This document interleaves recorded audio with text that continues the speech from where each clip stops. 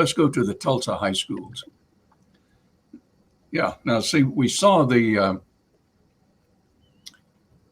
numbers for the elementary school. Now, Booker T. Washington is the better school in Tulsa.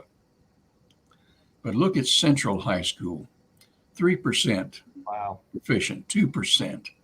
So we have out of 483 students, we got 14 that are proficient in English and 10 in math. Then Nathan Hale, 6%, 1%.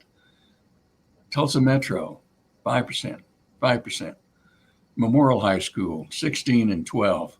978 students, 156 are proficient. Here again, there's 33,000 students in Tulsa public schools. In Oklahoma City, it's about the same number.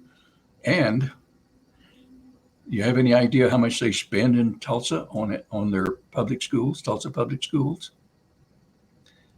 $20,000 per student. Wow. They have almost a $700 million budget in Tulsa.